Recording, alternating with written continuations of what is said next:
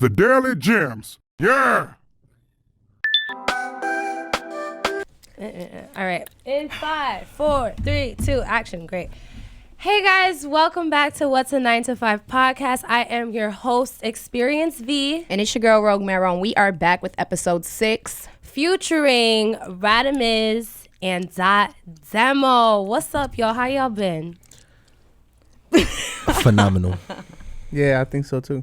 Can y'all actually like introduce yourselves, name, where y'all from, what y'all do, what's your occupation? I go by the name of Demo. I'm from the South Bronx. For real? I thought you was from Brooklyn. That is crazy. Yeah, he like walks like somebody from the Bronx. So. It's okay. That's another conversation. But yes, I am from Soundview. I'm from the South Bronx. I make music. You've been making music for how long? For some time. I couldn't even put a time on it. I think about like 10 years maybe. 10 years? 10, 12 years. Okay. We got a veteran. Vet, basically. That's like a baby vet status. I guess, yeah. 10 years is baby vet. For sure. I mean, especially with the artists that's coming out today. Fact. Facts. Started rapping like a week before they actually came out. So 2 days. that's cool. That's all good. How Yeah, about you? I'm from Bed-Stuy and I've been rapping around the same time, I guess, yeah. Something like when I was like 13. All right, we got baby vets in the building. What's Yeah. good? Hey. What's And good? it's just music. So we invited Radamiz and Demo onto the show today to kind of talk about, surviving as a music artist. As you know, we are What's a 9 to 5. We strive off Of the hustle. Yeah. Literally. Everything we talk about is going to be the hustle in any type of industry, any type of category of anything. So definitely music is something that we wanted to touch on, and we feel like these are the perfect guests to kind of really like give you more information or just more so like put you on to how life is as a music artist. Yeah. It's like being put on, taking your breaks, having to do whatever you need to do to really like get through it because this is what you want to do like long haul. So this was a pretty good put together. Yeah. And y'all know each other, right? For sure. How long y'all been knowing each other? For some years now, maybe. For some years, definitely. It's a close friend. I met him from somebody else that is part of a Mogul Club. Oh, nice. Yeah, our boy King Critical. Yeah, they shout know out each to other, him. yeah. That's my family in many kind of weird ways. Mm-hmm. But, me and him linked up right after that, which was probably, I want to say, like, maybe 6 years. Yeah, I was about to say like maybe like 13, 14, but like I already knew. Yeah, something like that's crazy. Y'all besties. Well, that's the thing. Like in hip hop, that's why like you have a lot of like cornballs who just keep a lot to themselves, and it's like that literally does not benefit anybody. You know what I'm saying? Like we known each other for like 6-7 years, and like you pay attention to like each other's hustles, grinds, mindsets, application of like work ethic. You know what I'm saying? And that keeps everybody motivated. You know what I mean? Energy transfers. And then now it's like, you get to a place where that starts like converging into like songs and content, and even something like this. We never done an interview together, like, but we here. You know what I'm saying? And that's a testament. It's a testament to like, when you like talent seeks talent, and it's good to like be around people who are better than you in some way. Literally one of the first shows I think I did with somebody else that wasn't like my show or something that I wasn't a part of, other than like a showcase or something, was theirs. Yeah, it was us. They kind of bought me out. That's for dope. a show SOBs That's years love. ago. Mm-hmm. Okay, so y'all got some history. Yeah, for sure. Sorry. I really want to dive into like how y'all got started in the music industry, and like I feel like for me, when I watch music artists or like some friends that I have that pursue music, or people that I watch on social media that do music, I'm always wondering, how the fuck do they make money? Yeah. Like, because some of them, they only portraying their music career. They're not showing anything else. Some of them are flashing, chains and shit. I mean, you guys aren't like that, but how do y'all make money? Or how do you just or just like how y'all survive like in the music in doing music off of music? Because certain times there's different components of being an artist and keeping yourself paid. Yeah. And certain times it's like if you have you take some time off, it might just be like, all right, well, let's just say like I ain't make no records for like a year. Are you just making money off of the streams? Like, how does that really work? You want to take that? I mean, I think one, it's tough to, like, first and foremost, it's tough for you to be an artist and pump with your regular day-to-day situation looks like, because normally it works against the, like, from a fan's perspective, how you're looking up to an artist. So that's why artists a lot of the times are like, They keep that shit on the low. jewelry, yeah, like only posting their successes, because no fan likes to support an artist who just looks like they're struggling. You know what I'm saying? Like that's just a fact. You know what I'm saying? Even like your friends, like you don't like supporting your friends who are begging you to support them. It's like, it's not coming from a genuine place. You don't want to support someone out of pity. Like that doesn't feel good. That doesn't feel good for the person supporting. Like, oh, I'm just supporting you because you feel bad about where you're at in your life.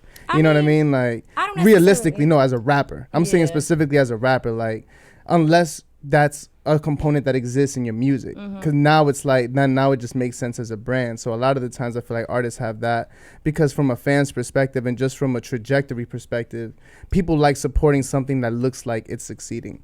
You know what I mean? Like that, and they want to feel like they're a part of like that success. You know what I'm saying? I think for me, in the initial stages, like, and we'll tie it all into like money and all that stuff. Like for me, definitely, like it was always like hand to hand, hitting people directly. Like I used to be up and just like on Facebook Messenger sending everybody my link. Every time my video drop, like you might still get that if I feel like I have 3 hours on me. Like I'm just like, oh, fuck that. I'm gonna just hit you straight up. Like you gotta watch this. You gotta come to this show. You gotta come to this. But a lot of the times, you know, on like realistically speaking, like you have to maintain a level of trajectory, the upward trajectory, for it to like catapult in your favor. You know what I'm saying? So that's why I think people aren't really transparent about that, because then the content in the music like contradicts that, you know. Right. But I think, you know, at least for me, I had a day job until last year. You know what I'm saying? Like I've had a job since I was 11 years old. What jobs you had? Packing bags in supermarkets, working in bodegas. Doing whatever the fuck you could do to just make some coins. Yeah, you know what I'm saying? Like on the weekends, like my godparents, like they owned a building in Bushwick. I would just go and like vacuum the stairs and the whole shit for like $20, you know. And then I just worked retail. I worked at Ralph Lauren for like 4 years. I worked at opening ceremony and that was like my hustle. You know what I mean? When did you decide, like, I bet, like, I think I'm good. I don't need to work. I'm be all right. I'm going to just focus. I'm going to do everything that I need to do to make sure that everything I do is focused on just doing music. I mean, that just took balls, though. You know what I'm saying? I mean, like, I definitely feel like definitely quitting your shit takes balls in any part of your life. Yeah, it wasn't comfortable. I wasn't like comfy. You know what I mean? Like I feel like I had made enough moves in my career that relationship wise, I have people that I can hit up. Advice wise, before I quit my job, I talked for like 3 months to just like people who I knew were just doing music full time as well, and just understood what that day-to-day life looks like. You know what I'm saying? Sometimes you just in the streets with it. Sometimes you hit a lick and you don't make money for 6 months, and it's like seeing the different perspectives in that. Sometimes you just doing on and off jobs, and that's how you're maintaining it. So you don't have a job, but you don't have a problem doing a 3-day shift every 2-3 weeks. You know what I'm saying? Just to like keep your phone paid or whatever the case may be. And I'll take me like a little baby job. Yeah, for like 2 you know what I'm weeks. saying? So that's what. And I'll take like a month off. And there are opportunities for that. You know what I'm saying? But you know, I did that for a little bit as well after I quit. But after a while, I realized that it was just distracting my energy. Yeah, you know what I mean? It could because for me specifically, like having had a job for so long too. You know, I needed to feel like I had a planner, and I just had to, every day I had to have something to do that day. And if I didn't have something to do, I had to force myself to have something to do that day. And I think that's how like productivity starts like accelerating, you know. And that leads to money too. Choice. And that leads to money, yeah. But then you also learn what money to not get also. And that's like a whole other combo. What about you, Dot? Yeah.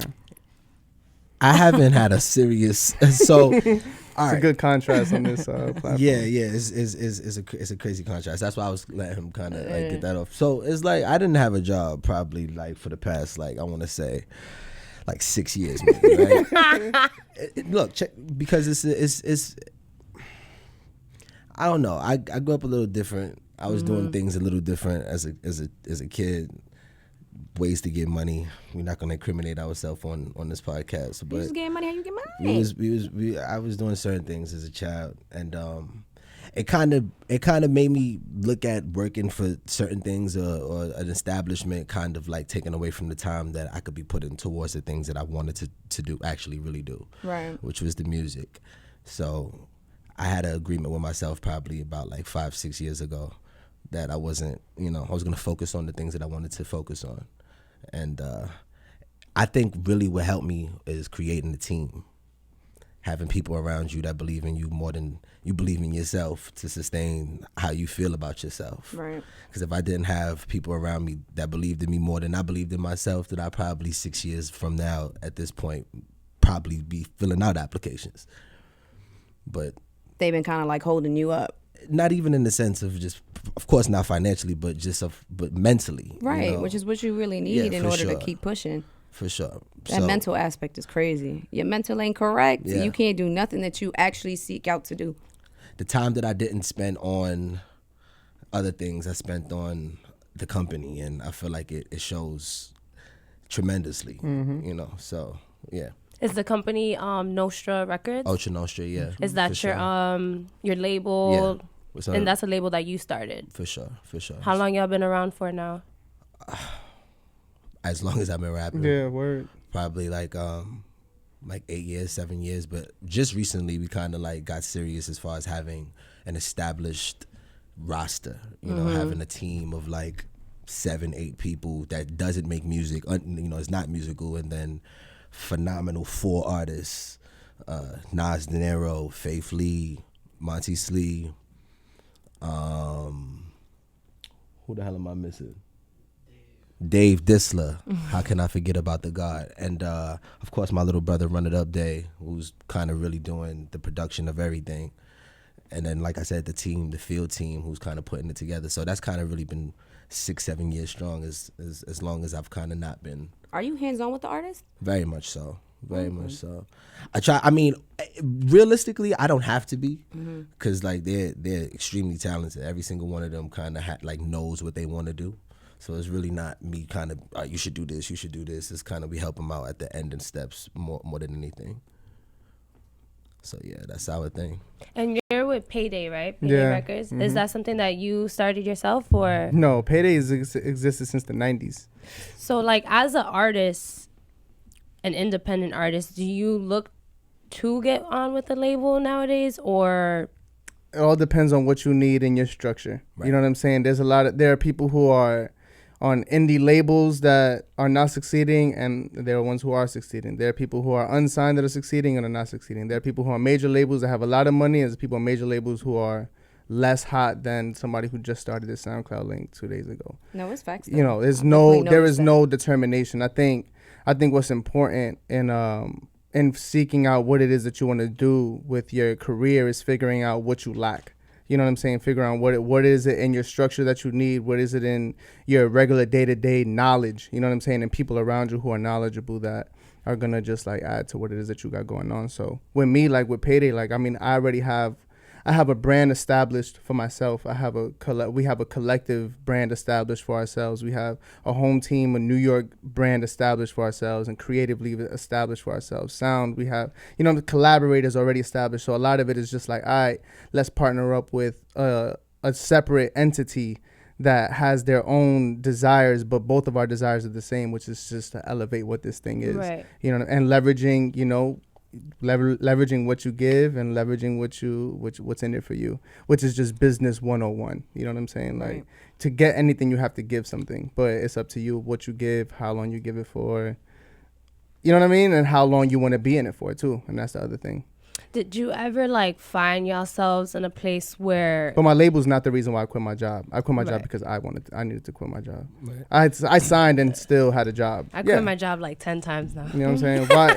I mean, yeah, it's not even about counting. It's about where you're at in your life. I'm the first thing I'm gonna do with my advance is not spend it. Right. You know what I mean? Right. What the fuck I look like? I'm gonna go and I'm gonna keep getting this check. My album ain't ready. My videos ain't ready. Pretend you ain't even got this. Why? Yeah. Why spend that? That money held me down. People, especially in our communities, Black and Latino communities, they don't know that though. That's why you have these young rappers getting into the game, getting signed, $1 million advances. And but that's a lie. No, they're not getting $1 million. Maybe not $1 million, but even a couple thousand, and they blow that shit on chains. A lot of it is little money though. A lot of it is little money. Cameron was just saying. I don't know if y'all saw. What platform was he on? Jesus, huh? The Rap Radar. Where he was like, yeah, I got my first deal, 60,000.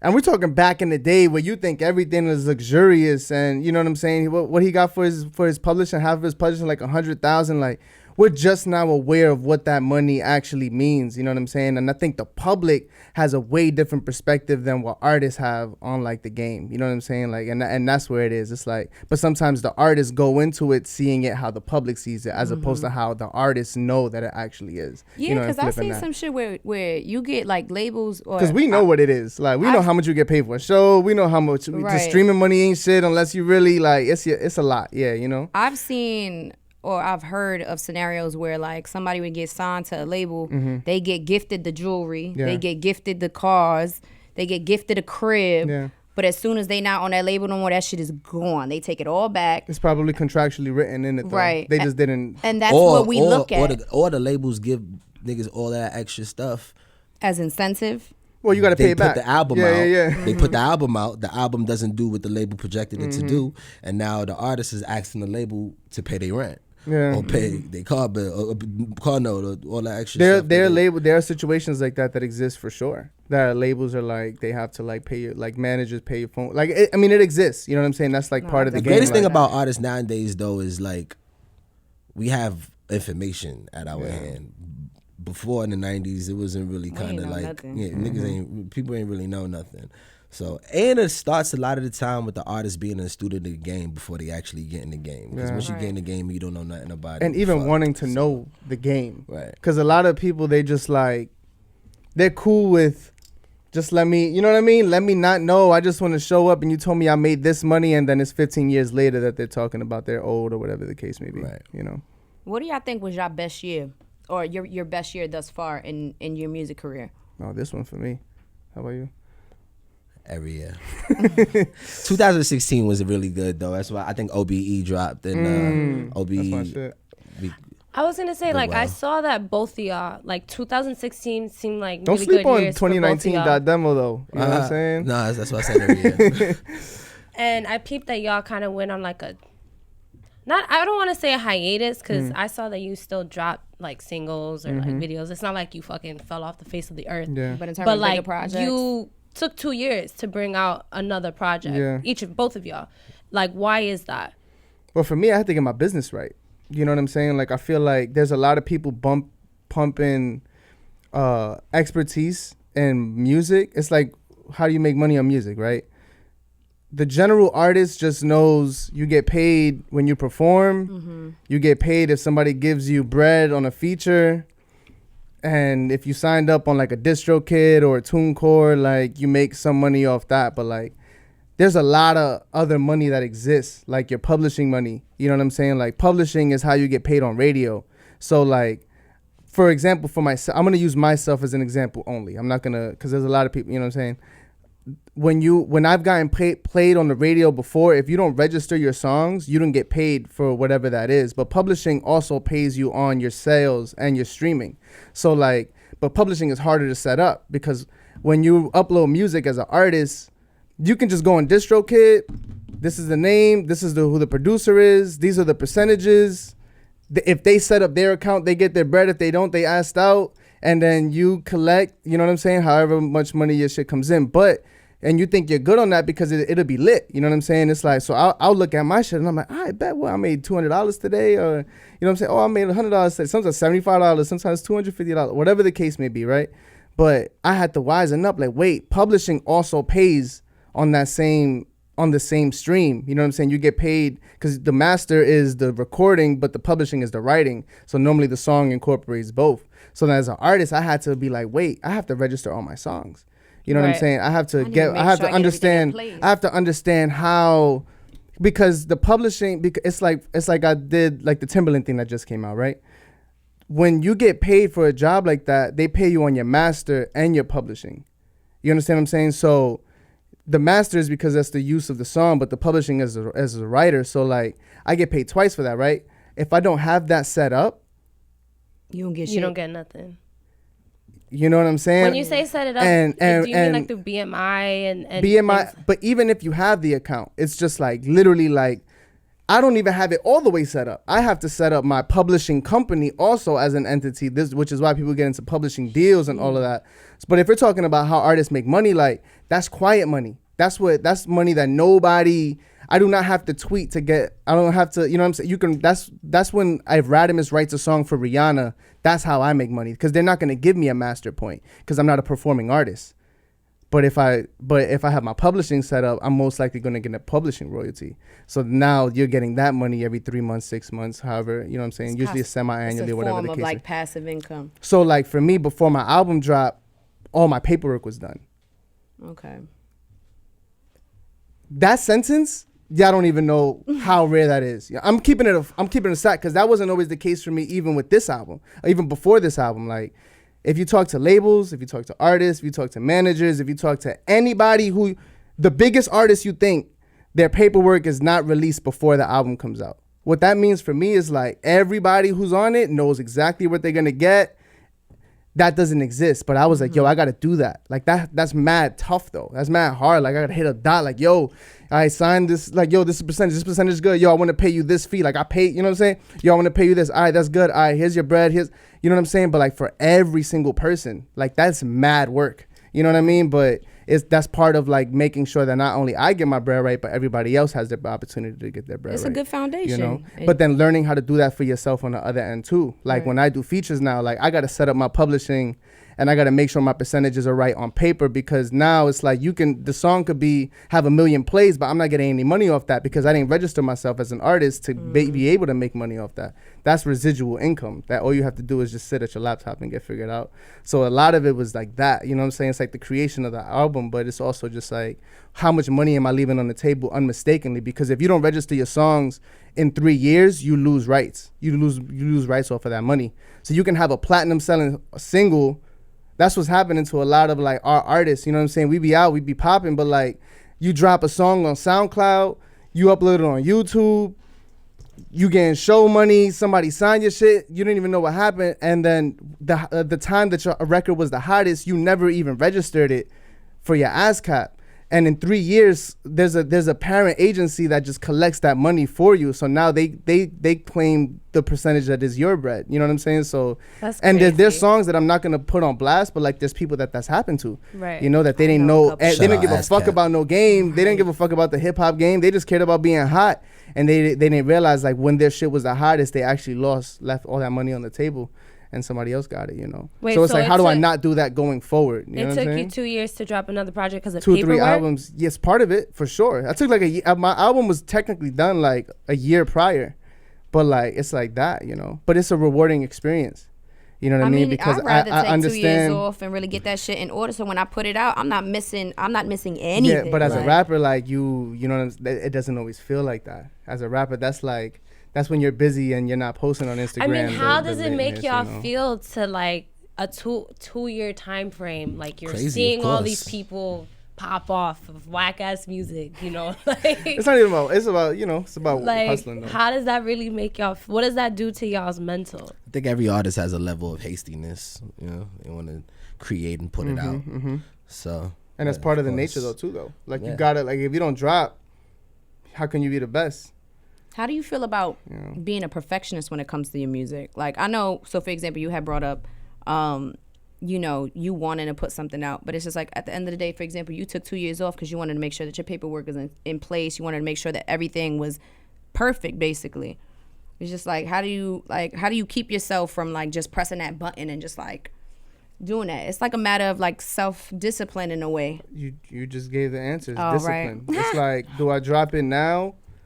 I mean, and it also takes doing it to know how whack that feels. Like I've let it go at midnight. Like I'm just like stressed and I need something to happen in my life. So you let something go and then you're like, damn, like I fucked the up. I got in my own way. You know what I'm saying? Like it actually makes more sense to. I had plenty of those moments. We all do though. You know what I'm Haste makes saying? waste. It's being like that is how you learn to not do that. And at least a little bit less and less as you go. Cause like, you know what I'm saying? Like that's the thing, the nature of the game and the way it is now, like your shit is out now, it's out into the world. And your shit can go viral before you figured out even what do you believe in. You know what I'm saying? As an artist, like if you caught the right amount of traction. So, I mean, how do you go about discipline. like the engagement? Like, you know, I feel like there's a strategy when it comes to putting some shit out and actually getting the type of either recognition or just the type of plays. Yeah. Views. Just the content creation, just sitting with somebody, sitting with a group of people and creating a theme behind what you're about to release. For real. Do you think it's like platform based, like on top on in terms of just putting out like visuals with your songs, like maybe, yeah, for sure. I mean, it's always it's temperatures changes all the time, but I think a lot of the time it's just you. It's just what you're doing, how you put it out. You know, your visuals, your music. I don't know. Personally, nowadays you can't really even call it because it's just so much nonsense that gets put up in the air, and it's just really like I really be listening to shit sometimes like, wow. Yeah, bro. so it's really no sense of like direction in the sense of like I couldn't even really answer that question with a real answer. Right, because it varies per person. Niggas drop music. The shit that been going on got me feeling like shit. I might just sit down with somebody and write a fucking record and just like. But a lot of it is people paying for that though too, like getting it, and that's the other thing. Like as an artist, like there be these pages with a million, but even like the Instagram shit, right? Like there's a business to the hot Instagram pages that you think an artist got hot enough to get on the page, but it's like no, they pay to get on the page so they can look like they're hotter than they are. Like social media. So it's the money game. You know what I mean? Like you still need to invest. There's a lot of money behind people that you think like it goes back to like the audience perspective of being an artist and like the artist perspective of being an artist. Like, I mean, that's what he's saying. Like you push it out and it's engagement, but it's like it all depends on the time. You know what I'm saying? It all depends on the time, like because it switches up a lot. How do y'all feel about Instagram? I don't know if y'all heard Instagram's about to like drop their likes. Yeah, removing likes completely. Like I think you could still like shit. Of course, they just won't show it. See our own likes. No one else would see our right. likes. So how do y'all feel about that, and how would it affect you and your business as an artist moving forward? If it affects it at all. I mean, personally, I don't think there's a lot of people who's gonna feel unimportant. Of course, you know what I'm saying. You know, them numbers kind of. They matter. Create people, to a lot of people. But no, if you, there's a lot of people making $10 off of 10,000 followers. And if you're making just great content in general, if you're making great content in general, who gives a shit? Yeah, it's true. Like, who cares? I mean, think about it like this: like you don't see what my Apple plays are. Right. On SoundCloud, I could turn off my plays if I want to. Right. You know what I'm saying? Like on Instagram, you can do the same thing. As you see a lot of celebrities, like they'll only allow comments from people who they follow. For that game is you can turn. Yeah, that's why it'll be like limited. Yeah, you never seen like Drake have like 50 comments or something like that. On their neck and be like, I can't take this no more. Yeah, like but part of it is also that it's just like like I don't even need to deal with your level of. That's what you have. I mean, Steve Carell doesn't have an Instagram. Jay-Z don't got no Instagram. Kanye ain't got no Instagram. A lot of actors don't have Instagram. So if anything, we might get like creatives might get better. You know what I'm saying? Huh? Nah, I genuinely... you know what I'm saying? Yeah, that's the G. I genuinely feel like 2020, we're going to see a lot of like talented people rise. Because I feel like the last 2-3 years, it's just been a lot of like clout BS. Yeah, it's a lot of people who had more respect for me when a blue check got next to my name. Right. And it's like, bro, that did not make my bars better. Right. I'm the same person. My videos are not better. My ideas are not better. Like, but that's not the social media. You know what I'm saying? So it's like I get it because there's so much out there that exists that you need something to help you sort what's worth paying attention to and what's not. But at the forefront of that should always be talent. You know what I'm saying? But even and just then, genuine, that's like the whole thing of filtering like what you should pay attention to. Like it's still bullshit because, for example, Lizzo with Truth Hurts. That song came out like 2 years ago. Shout out to my friend That Quinn. song came out 3 years ago. But she didn't get that notification until this year. Celebrity is same more thing with important Fetty than Wap. talent. Like I mean, Fetty Wap. It's not. But celebrity is definitely more. Yeah, your brand is more important. Yeah, way more important than talent. Isn't that why a lot of like from my understanding, again, correct me if I'm wrong, honey, because this ain't really my field, but isn't that usually why a lot of like record labels, what they usually look for is like just a brand in itself. Right. Like they basically want you to come already built. Yeah, Right. because brands sell more than songs. Right. No, I agree. This is some bullshit. So if you could talk to, But it just makes sense though. It's like, think about it, like if that wasn't the case, your Burger King commercial would just be a burger. Or a Benz commercial would literally just be you driving a Benz. You know what I'm saying? It wouldn't be like a fat guy broke through the office and suplexed the girl, and then it's like Kellogg's. There's a reason for that. You know what I'm saying? It's like they need you. It's like we need you to understand how big my world can It's be. so crazy. You know what I'm saying? It's a horrible example, but I always explain it to the team like that. Like it's like drugs in a sense, right? It's like, Why you said drugs like that? Like, check this out though, right? Check my analogy out, right? So it's like the plug, the super big plug, right? Yeah. He has everything you need in the world. And then this dude who like really genuinely knows how to actually make money and do certain things, but has no kind of credentials and nobody to sit back and be like, yeah, or he doesn't have the chain, or he doesn't have because he tucks his money away, so he doesn't really show it. The plug is not going to give him certain things. Yeah. But that dude who has the credentials and people's like, yo, you don't know blah, blah, blah from over there. You see the car he drives, blah, blah, Yeah, blah. The plug yeah. is going to quickly give it to him. It's kind of the same thing with music. For real? That same I would think that a analogy. plug wouldn't want to give it to the one that's flashy because you making shit hot. well, you can make it, but you can sell it. That's what he's saying. You trying to get it off. Yeah, you trying to get it off. And you made that much money doing what you're doing already. But then it be Take the this. silent killers that really be making the most money. I feel you, but 'Cause they be low, like they be moving and grooving without nobody knowing. that's why those niggas never get the biography stories. I mean, I guess. well, we are pressed for time at the moment. That being said, I do want to Couple ask shit. one last question. Oh, last? I feel like we just getting into it. I We know, haven't I'm even- sad. I'm really sad.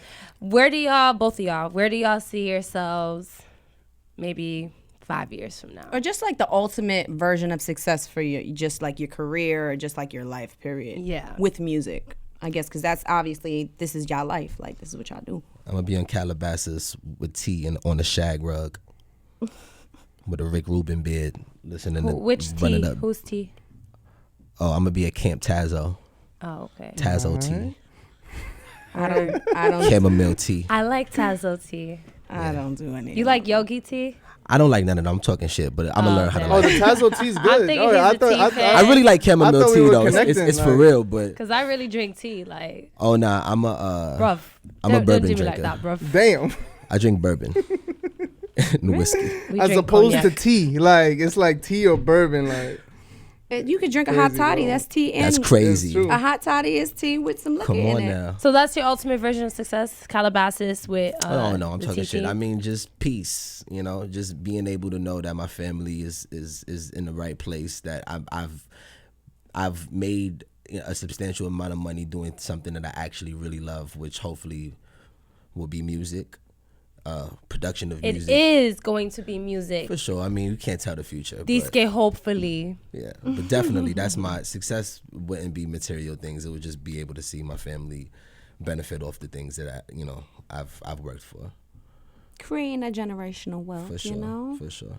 Gotta make that happen. How What about you, Rad? Radamiz contemplating right now. He's like, damn, should I give him the real answer or like? well, nah, I'm just thinking about what he's saying is true. You know what I'm saying? I feel like, I mean, yeah, you can't put a time. You can't. That's the thing. Like, people pray with a time limit. I said that shit on our song. Like, sometimes people pray with a time limit, and that be your that's where you frustrate. You set yourself up for an expectation. You set yourself up for disappointment. It's like, for me, this is my answer. I pray for like open-mindedness.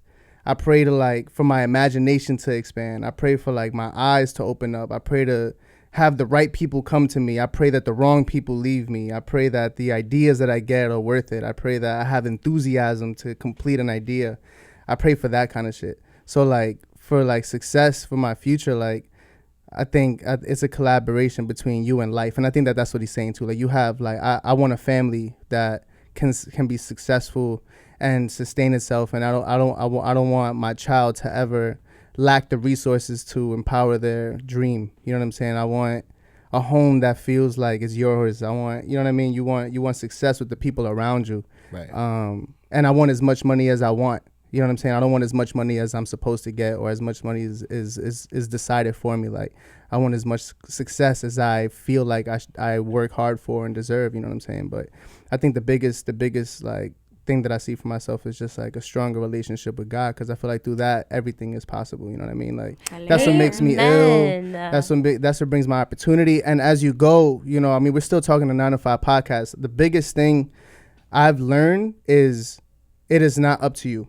You know what I mean? Your success, the things that you do day-to-day basis, like, for sure. You know what I'm saying? Like, if you have a bad day, it's your job to make that productive. If you have a good day, it's your job to make that a great day. You know what I'm saying? If you have things to do, it's your job to complete those things. And nobody can tell you how to do it, when to do. You know, there's things that we know we have to improve on that nobody has given us that gem yet. But right. You know you fucking up. You know, and you got to address that. But the biggest thing to, like, how you make money in music, and for me, has been being good to people.